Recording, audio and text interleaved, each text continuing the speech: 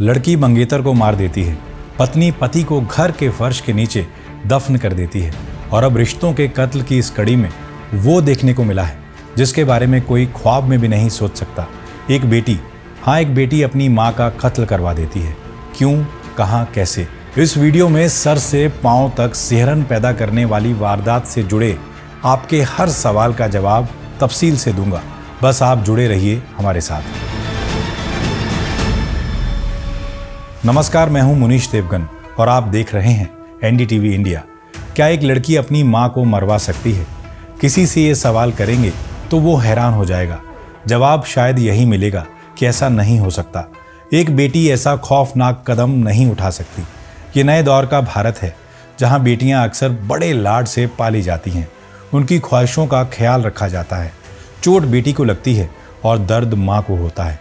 लेकिन लगता है रिश्तों के धागों के तार तार होने की कड़ी में ये दिन भी देखना था। एक 24 साल की लड़की, नाम आयुषी, शहर जयपुर। आयुषी अपनी ही मां नीरज शर्मा की सुपारी दे देती हैं। एक तेज रफ्तार स्कॉर्पियो किनारे से चल रही नीरज को टक्कर मारती है। नीरज उछलकर दूर गिरती है। टक्कर मारते ही स्कॉर्पियो मौके से गायब हो जाती है। कुछ लोग नीरज को अस्पताल लेकर जाते हैं, लेकिन डॉक्टर उन्हें मृत घोषित कर देते हैं। पहल देखने वालों को जो आम सड़क हादसा लगता है, वो हत्या की एक ऐसी साजिश निकलती है जिसके बारे में सुनकर हर शख्स हैरान रह गया। लेकिन आयुषी ने अपनी माँ की सुपारी क्यों दी? क्या वजह थी कि माँ की जान से कम उसे कुछ गवारा नहीं था? इस पूरी वारदात को समझने के लिए 1 साल पीछे जाना होगा। नीरज शर्मा, उनके पति और बेटा बेटी, परिवार के चारों लोग जयपुर के रविंद्र नगर में रहते थे। पति विजय शर्मा सरकारी कर्मचारी थे।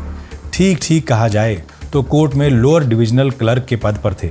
करीब साल भर पहले उनकी मौत हो गई। अपने देश में सरकारी नौकरी को लेकर जो नियम कायदे हैं, उनमें होता ये है कि अक्सर किसी परिजन को योग्यता के हिसाब से उस व्यक्ति की जगह नौकरी दे दी जाती है।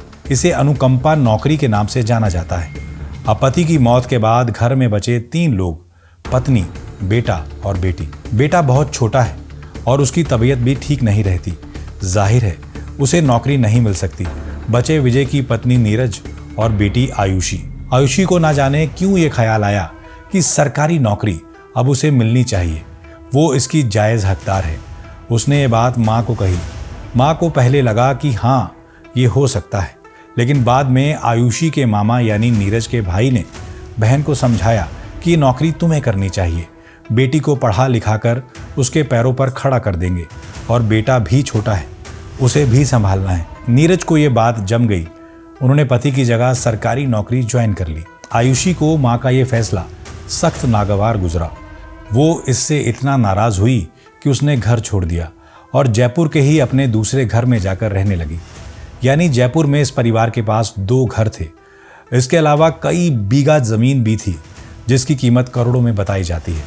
समय गुजरता रहा, लेकिन माँ को लेकर आयुषी की तलखी कम नहीं हुई। उसके मन के अंदर कई ख्याल उमड़ने लगे, लेकिन माँ के कत्ल का ख्याल भी होगा ये किसी ने सोचा नहीं था।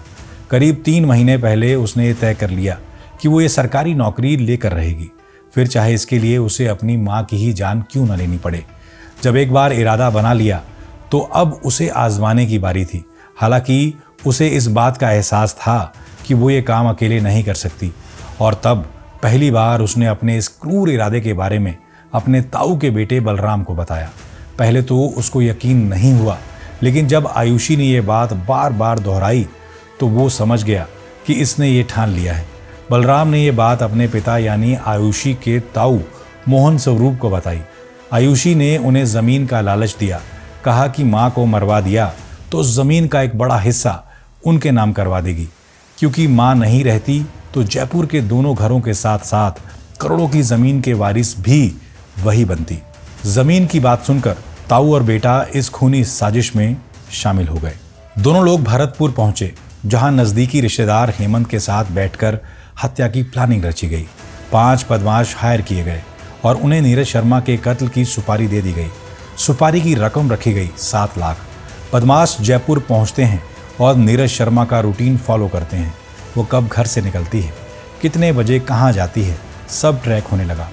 फिर एक दिन मौका देखकर नीरज को घर के पास ही थार से कुचलने की कोशिश करते हैं, लेकिन रास्ते में भीड़ भाड़ और लोगों की चपेट में आने की संभावना की वजह से ये कोशिश नाकाम हो जाती है। तो एक बार फिर नीरज शर्मा को मारने की तारीख तय होती है।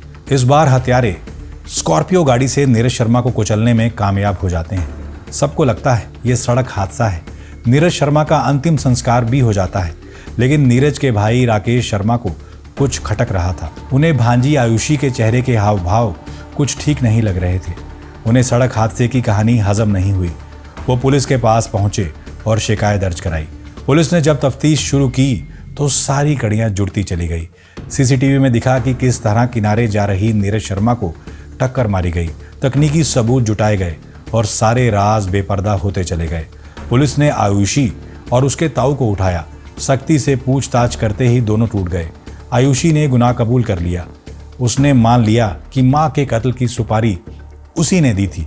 पुलिस ने इस मामले में 7 लोगों को गिरफ्तार किया है। पुलिस अब इन लोगों का क्रिमिनल रिकॉर्ड खंगाल रही है।